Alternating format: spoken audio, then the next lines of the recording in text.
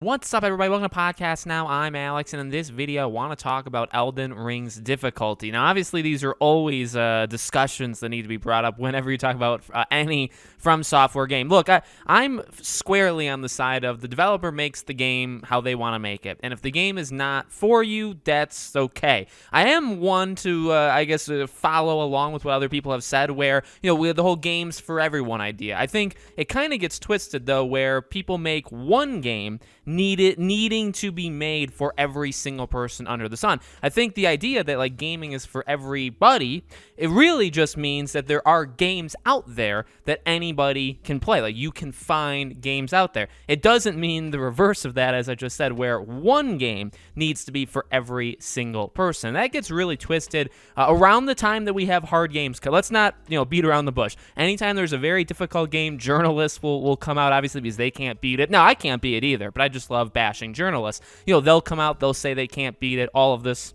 stuff. It always happens when a From Software game or a game like it comes out. So here's an interview with Elden Ring's creator, okay? And he says, "We don't try to force difficulty or make things hard for the sake of it. We want players to use their cunning, study the game, memorize what's happening, and learn from their mistakes. We don't want players to feel like the game is unfairly punishing, but rather that there's a chance to win a difficult encounter and make progress. In Elden Ring, we have not intentionally tried to lower the game's difficulty, but I do think there will be more players that will finish it this time." They also said, "We hope the players embrace the idea of having receiving help from others, and we feel like the overall clear rate will go up this time because of these things." He also talked about, I read the full interview, he talked about how you can basically you can skip things and come back, and so that there's ways of getting around situations that maybe before you wouldn't be able to. And then he goes more in depth with the buddy system, that they reduced basically the barriers that you have to go through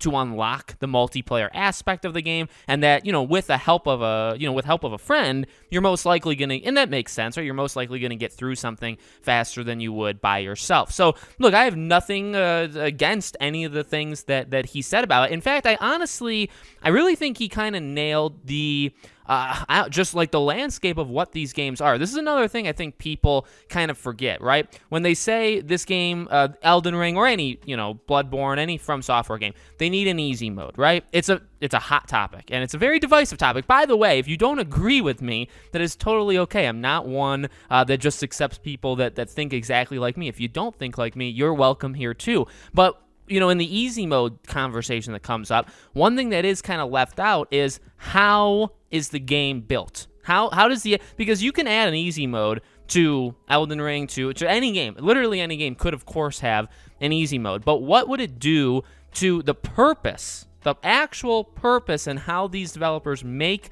their game? And again, that is what I think is lost on a lot of these people that say, well, shouldn't gaming be for everybody, Alex? Shouldn't anybody be able to play Elden Ring? No, those are, again, as I said in the beginning of the video, those are two different things. I agree with the first one. I don't agree with the second one. Gaming is for everybody. There are certainly games that you can play, but this game does not need to be for every person under the face of the that's, what I mean? That is a very clear distinction I don't think people make, because as he puts it, the game is basically designed around difficulty, not being difficult, literally word for word, not being difficult for the sake of it, right? They don't make it impossible to laugh at us. I mean, maybe they're a little sadistic and that's in their mind sometimes, but they don't make it to laugh at us. They don't make it to insult us or to make us feel down. Ultimately, the difficulty that happens in these games is purposeful, because you're supposed to learn from it. It's about repetition, it's about learning, and it's about getting better. It's the same, honestly, it would be the same thing for Returnal, right? PlayStation's exclusive, Housemarque's exclusive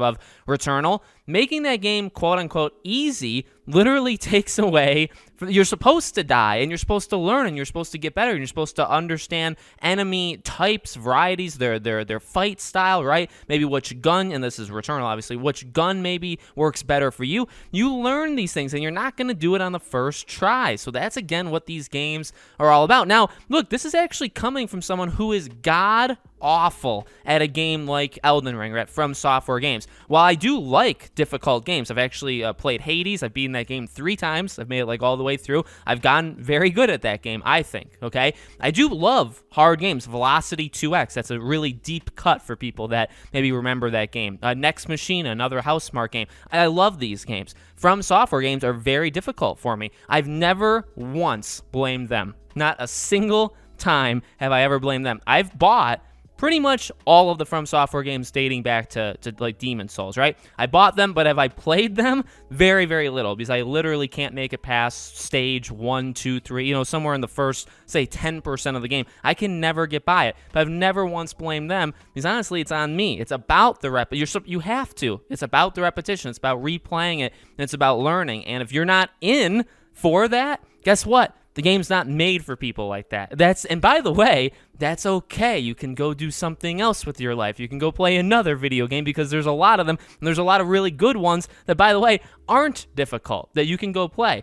And, you know, I don't want to sound aggressive, but this is also to those people. It's, well, I want to play Elden Ring, but it's way too hard. I want it to be. I don't know if you actually do. I feel like you're lying. I do. I kind of feel like you're lying. And I also feel like if you did play Elden Ring with all of your, qualifiers, like on, like you had to like turn everything, to the lowest setting, if you did that, you're not actually playing Elden Ring. You're not playing the game. You're playing a different version of the game, which is not what the game is actually designed to be. So I actually think inadvertently, because sometimes translations get mixed up and all that stuff, but I actually think inadvertently he kind of nailed the spirit of these games, not being hard just to be hard, but literally the core of these games, is difficulty in the way that they want you to play more than once. They want you to be able to experience things. They want you to be able to learn and understand enemy patterns. Like, that's the point of the game. And if you did an easy mode, or if you made it so easy just to appeal to people, right? The next game that From Software makes, they make it purposely just the easiest thing on planet Earth. Well, it's not really, like, that's not their bread and butter. That's not what they